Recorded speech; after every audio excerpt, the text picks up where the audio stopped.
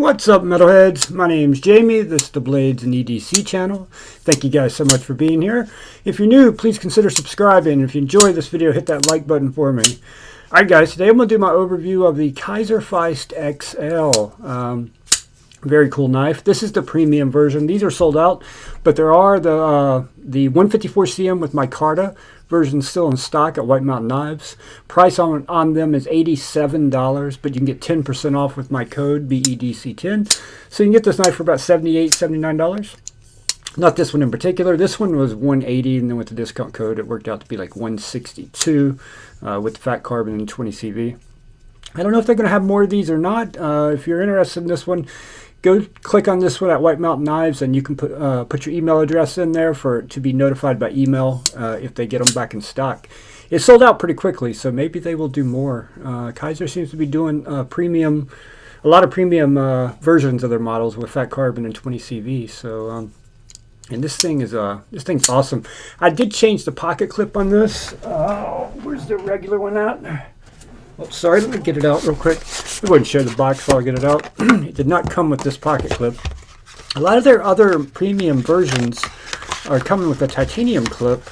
This one did come with stickers and patches and, you know, stuff, but it came with just a steel folded clip. Not very impressive at all. So this is a Kizer clip. You can order these clips from Kizer.com in raw titanium, which this one was, and I anodized it, or you can get them in black titanium for $15. So, I really think this knife should have came with a titanium clip for the price. Considering they're putting it on all the other premium models with fat carbon, every other one I've seen had a titanium clip like this. So I don't know why they went differently on this one. Maybe it was just a request by Justin Lundquist, who is the designer. Maybe he preferred that clip over this type of clip. Don't know the answer to that question, but I think this clip is better. I think it looks better.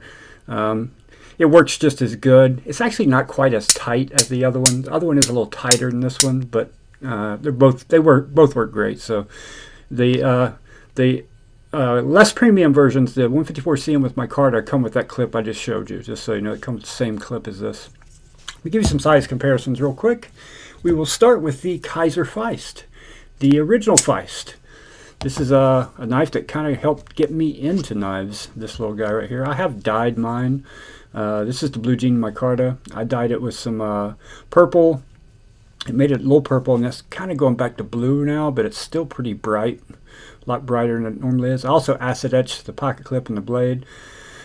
Acid etch is wearing off the blade, but you know, I use this knife a lot. I carry this knife frequently, so it's going to wear off over time for sure. Here's a Spyderco Para 3. So it's a hair longer to Para 3. Let me give you the specs on it real quick. Overall length is 7 3/4 inches. The blade length is 3.33 inches. The weight is 3.3 ounces. So it does have steel liners.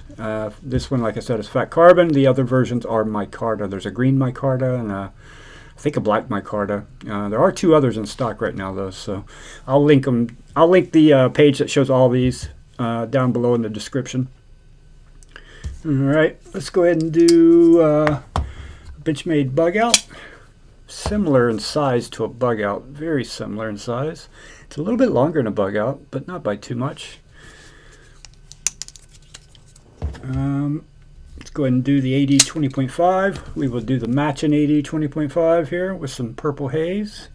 Almost identical in length to the Shark's Foot version, but it's going to be a bit shorter than the drop point version. So yeah, it's a little bit shorter than the drop point.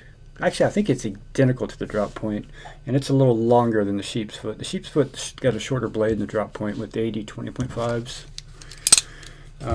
Here's a QSP penguin. We always do a penguin. Thickness almost identical to a penguin, a liner lock penguin anyway. Almost identical in thickness. What else can we do? Another knife that's similar in size to the Tactile Rockwell, a little longer, but shape-wise, they're similar shapes. Here's the Tempest Knives Pinion. Thickness-wise, identical, a little shorter than the Pinion. That should give you guys a good idea on the size of this knife. Ergos. Ergos are great. I mean, they're very neutral. No hot spots anywhere. Feels really good in hand. Nothing to complain about with the Ergos. This carbon fiber feels really nice. Mine did come with some white spots, but I took a fine tip Sharpie and just touched those little white spots a little bit, and it absorbed it well, and they're pretty much all gone. There was a really bad one there, and I can't tell I put a Sharpie on it or anything, so it worked really well. I don't think it should come with those little white spots at this price point. Actually, there's another little white spot right there. You can probably see it in the purple a little bit, maybe right up there. The windows over here was real bad, but it vanished with the Sharpie. So at this price point, they should do a better quality control check and all that stuff like that, you know, get sent out to customers.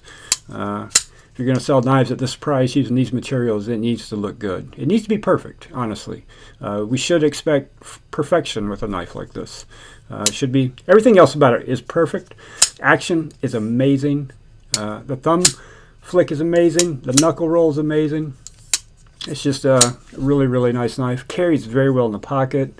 It works for EDC with this spear point blade shape, but you know, you can do detail cuts, and this would also be a good candidate for there's much better options, but you know, if you had to use this in a self-defense scenario, this would be a good blade shape to have, let's just say that. So, but I would not recommend carrying this for self-defense. I don't carry it for self-defense. I have other things for self-defense, but you know, it would work for that better than say something like this. You know, that blade shape would be much better than that blade shape for that scenario. So I think it's a great knife. I really do. I love it. I love the Feist. I love the original Feist. This is the knife I learned to front flip with, and because of how small this knife was, trying to do this, sometimes when I didn't know how to do it well yet, this blade was so short that I stabbed myself in the palm a couple times trying to learn to front flip with this knife because of how short it is. Well, with this bigger one, that's not an issue. The blade's nowhere near being able to come back and get you like that. So the black wash finish on the blade looks really good. Did a great job on it. Only complaint I have about this knife are the couple little white spots in the fat carbon, which is not something you need to worry about with the micarta. Kizer does really good micarta. I haven't felt the micarta on their Feist XLs, but all their other micarta has been super nice, so I'm sure the micarta for this will be very nice also. And honestly, the 154cm, which is what this is of the XL version, is $87. The regular version is $75. So, you know, not that big of a difference in price there for a much larger knife. Unless you're a smaller person, I would highly recommend the XL over the regular Feist. Now, if you're a small person, or maybe you know, I'm a medium-sized hand and I can hold this, but not, you know, just barely get all my fingers on it. So if you got a bigger hand, you don't want this. You're going to want this. Even if you got my size hand, this is a better knife, especially for the money. Much better knife for the money. So I highly recommend this knife. I think it's beautiful. I've loved fat carbon, as you guys can probably tell by a lot of the knives you've been seeing lately. So, and this one reminds me of the bug out, the shape of it and everything. Although it's a front flipper, and I love front flippers. So thickness-wise, shape-wise, very, very similar to a bug out. So, all right, guys, thank you so much for watching. If you got any questions, comment down below, and I will see you guys on the next one.